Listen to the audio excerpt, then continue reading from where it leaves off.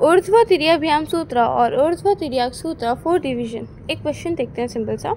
9 divided by 4, तो यहाँ पे 9 क्या है, डिविडेंड, 4 डिविज़र है, 2 क्वोशिएंट है और 1 रिमाइंडर है। ये 4 टर्म्स हमने अपनी छोटी क्लासेस में भी सीखी थी, सो आई होप कि आपको ये याद होंगी। वैदिक मैथ्स के इस मेथड में कुछ और टर्म्स हैं, जैसे कि ग्रॉस डिविडेंड, जिसे हम जीडी से रिप्रेजेंट करते हैं।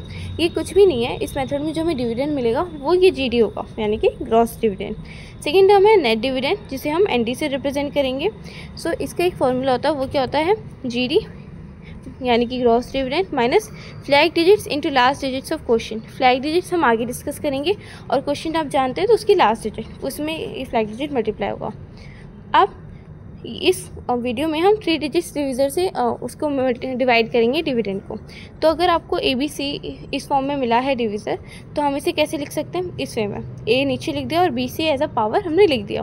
तो ए क्या हो गया हमारा डिविज़र, और बी सी ये होती है हमारी फ्लैग डिजिट, समझ गए। तो अगर 2 डिजिट का मिलता, तो हम जो पहला वाला नंबर है ए, वो डिविज़र हो जाता, और जो बी बचा बाकी वो फ्लैग डिजिट हो गई। 4 डिजिट का होता तो ए हमारा डिविज़र हो जाता 1 से के, और जो बी सी डी यानी कि बाकी जो बची हुई डिजिट्स हैं वो फ्लैग डिजिट होती। तो जो हमारा पहला नंबर होता है डिविज़र का, वो हमारा डिविज़र होता है, और बाकी डिजिट्स हमारी फ्लैग डिजिट में चली जाती है। यहाँ पे एक पॉइंट टू बी नोटेड है, वो क्या कहता है कि the number of digits in the flag will decide the number of digits in the remainder. मतलब फ्लैग में जितनी डिजिट्स होंगी उतनी ही डिजिट हमारी रिमाइंडर साइड में होगी। यहाँ पे फ्लैग में कितनी डिजिट्स है, 2, तो रिमाइंडर साइड में हम 2 डिजिट्स रखने वाले हैं। जब हम क्वेश्चन करेंगे तो आपको ये अच्छे से समझ आ जाएगा। अगर आपको इस वे में क्वेश्चन मिला है, डिजिट चेंज करके क्वेश्चन मिला है, तो इस वे में करना। क्वेश्चन क्या है पहले ये देख लेते हैं। 7 2 3 8 7 6 1 डिवाइडेड बाय 5 2 4। तो 5 2 4 को कैसे लिख सकते हैं हम, 5 एज यहाँ लिख दिया डिविज़र, और 2 4 हमारी फ्लैग डिजिट्स हो गई। तो इसे इस वे में लिखेंगे, तो जो 7 2 3 8 7 ये हमारा बीच में हो गया, डिविडेंड हो गया। 5 2 4, तो 5 हमारा डिविज़र, 2 4 हमारी फ्लैग डिजिट्स। अब जो मैंने बताया था कि जितनी नंबर ऑफ फ्लैग डिजिट्स होंगी उतनी हमारी रिमाइंडर साइड में डिजिट्स होंगी। तो फ्लैग डिजिट कितनी हो गई, 2, तो रिमाइंडर साइड में कितनी हो गई डिजिट्स, 2। वो कौन कौन सी, 6 और 1, यानी कि 61 ये हमारा रिमाइंडर पोर्शन है। 7 2 3 8 7 ये हमारा डिविडेंड पोर्शन है, और 5 2 4, तो 5 हमारा डिविज़र हो गया, 24 हमारी फ्लैग डिजिट्स हो गई। 7 जो है वो इजीली हम 5 से डिवाइड हो सकता है, तो 7 डिवाइड बाय 5। क्वेश्चन क्या मिला हमें, 1, रिमाइंडर हमें 2 मिला। तो क्वेश्चन को कहाँ लिखेंगे हम, हमारा जो ये डिविडेंड है इसके जस्ट नीचे लिखेंगे हम क्वेश्चन, यानी कि 7 के नीचे 1 लिख दिया, और जो रिमाइंडर है वो डिविडेंड के पास छोटे उसमें लिख देंगे इस वे में। 2 के पास जैसे हमने ये अपना रिमाइंडर लिख दिया छोटा सा, ये हमारा अब नया ग्रॉस डिविडेंड बनेगा, जो मैंने आपको पहले बताया था। क्या हो जाएगा ग्रॉस डिविडेंड, 22। नेट डिविडेंड का मैंने फॉर्मूला बताया था, GD minus flag digits into last digit of quotient. अब यहाँ पे हमारे पास 2 फ्लैग डिजिट है, एक नहीं, तो हम कौन सी फ्लैग डिजिट कंसीडर करेंगे अभी, 2 करेंगे, क्योंकि हमारे पास जो लास्ट डिजिट ऑफ क्वोशिएंट है वो भी अभी एक ही है। तो हम अपनी फ्लैग डिजिट जो सबसे पहली वाली यानी कि 2 है हमारी फर्स्ट डिजिट ऑफ फ्लैग, तो वो कंसिडर करेंगे। तो जीडी यानी कि 22 माइनस 2 इंटू 1 हो गया, 2 हमारा फ्लैग हो गया और क्वोशिएंट हमारा 1, तो 22 माइनस 2 दैट इज़ 20। अब हम 20 से 5 को डिवाइड करेंगे, 20 डिवाइड बाई 5। अब आप लोग वंडर करेंगे कि जो क्वोशिएंट है वो हमारा 4 होगा, तो रिमाइंडर 0 हो जाएगा। पर अगर हमारा रिमाइंडर 0 हो गया तो हमारा ग्रॉस डिविडेंड 3 हो जाएगा। फिर हम जब उसे नेट डिविडेंड निकालेंगे तो वो तो नेगेटिव में आएगा, तो उसे डिवाइड करना मुश्किल हो जाएगा। इस वजह से हम क्वोशिएंट उससे पहले वाला चुनते हैं, जिससे हमारा रिमाइंडर 0 ना हो।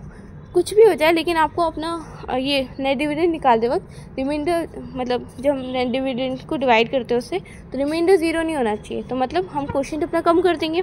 तो 20 डिवाइड बाई 5 वाले केस में हम क्या करेंगे, क्वोशिएंट 4 रखने की जगह 3 रखेंगे, तो इससे हमारा रिमाइंडर 0 नहीं होगा, क्या हो जाएगा 5। तो हमारा जो क्वोशिएंट है वो कहाँ आ गया, 2 के जस्ट नीचे 3 आ गया, और जो रिमाइंडर है 5 वो 3 के पास छोटा सा हो गया, ठीक है। तो अब हमारे पास जो नया ग्रॉस डिविडेंड बचेगा वो 03 नहीं 53 बचेगा, ओके।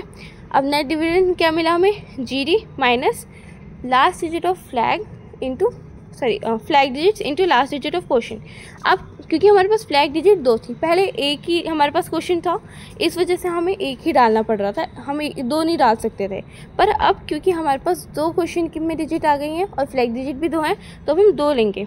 2 4 दोनों डिजिट्स ले ली हमने फ्लैग की, और अपना क्वोशिएंट की भी 2 डिजिट्स ले ली, यानी कि 1 3। इसे हम नॉर्मल मल्टीप्लाई नहीं करेंगे, क्रॉस मल्टीप्लाई करेंगे, ताकि हमारा जो प्रोडक्ट है वो अच्छा है। तो 53 minus 2 into 3 plus 4 into 1 that is 53 minus 6 plus 4 53 minus 10 and which is equals to 43। तो जो हमारा नेट डिविडेंड बचा वो क्या हो 43। 43 डिवाइड बाई 5, तो हमारा क्वेश्चन क्या मिलेगा हमें 8 रिमाइंडर 3। तो क्वेश्चन कहाँ लिखेंगे हम 3 के जस्ट नीचे 8 और 3 हम रिमाइंडर कहाँ लिखेंगे 8 के पास छोटा सा। ओके, अब हमारा जो नया ग्रॉस डिविडेंड बचा वो क्या हो गया 38। नेट डिविडेंड सेम, हमारा GD माइनस ये last digit of last digit of question into flag. तो अब क्योंकि हमारे पास मैंने बताया ना अब हमारे पास बढ़ती जा रही हैं, तो हम ये क्वेश्चन के लास्ट डिजिट्स को कंसीडर करेंगे, यानी कि 38 को हमने कंसीडर करा और फ्लैग में 2 थी तो हमने वो 2 ली 24। तो 38 माइनस इनका क्रॉस प्रोडक्ट इसका 24 और 38 का, तो 38 minus 2 × 8 + 3 × 4 which is equals to 38 minus 16 + 12, 38 minus 28 equals to 10। अब हमारा जो नेट डिविडेंड मिला वो हमें कितना मिला 10। सो 10 डिवाइड बाई 5, मैंने फिर से बता देती हूँ आपको, हमें रिमाइंडर 0 नहीं कर सकते, 0 कर दिया तो फिर 0 7 हो गया, 7 को डिवाइड करेंगे तो फिर हमारा जो नेट डिविडेंड होगा वो नेगेटिव में आएगा, जो हम कर नहीं सकते। इस वजह से हम रिमाइंडर को 0 आने से प्रिवेंट करेंगे, तो क्वेश्चन 2 रखने की जगह हम 1 लेंगे, तो इससे हमारा रिमाइंडर कितना बचेगा 5। अब क्वेश्चन को कहाँ लिखना है हमें अपने डिविडेंड के नीचे जस्ट, तो हमने 1 लिख दिया और 5 हम 7 के पास लिखेंगे छोटा सा 5। ओके, अब हमारा जो नेट वो है ग्रॉस डिविडेंड है वो क्या हो गया 57। Net dividend once again 57 minus cross product of flag digits and last digit of question यानी कि 24। अब इस बार लास्ट 2 डिजिट्स के हैं क्वेश्चन के 81, तो वो लिख लिया, इनका क्रॉस प्रोडक्ट ले लिया जो कि है 57 माइनस 2 × 1 + 8 × 4 इक्वल्स टू 2 + 32। तो 57 माइनस 34 इक्वल्स टू 23। अब नेट डिविडेंड यानी कि 23 को हम 5 से डिवाइड करेंगे तो क्वेश्चन क्या मिलेगा हमें 4, रिमाइंडर मिलेगा हमें 3। तो अब क्वेश्चन को कहाँ लिखेंगे 1 के साइड में, 1 के राइट साइड में, 7 के जस्ट नीचे, वहाँ हमने क्वेश्चन लिख दिया और 3 को हम रिमाइंडर वाली पोर्शन में हम ले जाएंगे क्योंकि अब तो जगह नहीं बची, तो 6 के पास छोटा सा लिख दिया। तो अब जो हमें ऑब्टेन रिमाइंडर मिला वो कितना हो गया 361। हमें एक्चुअल रिमाइंडर निकालना है, उसका एक फॉर्मूला होता है, वो क्या होता है, हमने ऑब्टेन रिमाइंडर को एक और बात बता दूँ, OR से अभी रिप्रेजेंट करें ताकि ज़्यादा बड़ा ना करना पड़े। तो OR माइनस 10 को हम मल्टीप्लाई करेंगे किससे, sum of cross product of flag digits and last 2 digits of question, जैसा अब तक हम करते आ रहे हैं, बस इसमें 10 और मल्टीप्लाई करना है, minus last digit of flag into last digit of question. तो जो हमारी फ्लैग की लास्ट डिजिट है वो क्या है 4 और लास्ट डिजिट ऑफ क्वेश्चन क्या है 4, इन दोनों का मल्टीप्लिकेशन इनकी प्रोडक्ट बेसिकली। तो अब हमने स्टार्टिंग में क्या था, फर्स्ट डिजिट ऑफ फ्लैग और फर्स्ट डिजिट ऑफ क्वेश्चन क्या था। अब क्योंकि हमें एक्चुअल रिमाइंडर निकालना है तो इस बार हम क्या माइनस करें, last digit of flag into last digit of question, और एक और चीज़ मल्टीप्लाई करें, वो क्या मल्टीप्लाई करें, sum of cross product of flag digits and last 2 digits of question. तो इसे हम 10 से मल्टीप्लाई कर देंगे, अंडरस्टूड। तो हमें क्या मिलेगा, ऑब्टेन रिमाइंडर हमारा 361 है, तो 361 माइनस 10। अब हमारी जो लास्ट डिजिट्स हैं फ्लैग की वो क्या है, मतलब 24, और लास्ट डिजिट ऑफ क्वेश्चन क्या है 1 और 4, इन्हें क्रॉस प्रोडक्ट करेंगे और फ्लैग की लास्ट डिजिट और क्वेश्चन की लास्ट डिजिट 4 4 है, उन्हें आपस में मल्टीप्लाई कर देंगे। तो क्या मिलेगा हमें 361 minus 10 × 8 + 4 minus 4 × 4 which is equals to 361 minus 10 × 12 minus 16 equals to 361 minus 121 minus 16। तो क्या मिला हमें 361 minus 136 which is equals to 225। तो हमारा क्वेश्चन क्या मिला हमें 13814 और रिमाइंडर क्या मिला 225। आप चाहे तो करके भी देख सकते हैं, कोई इशू नहीं है, आप नॉर्मल अपना नोटबुक में करके देखें और इस मेथड से करके देखें।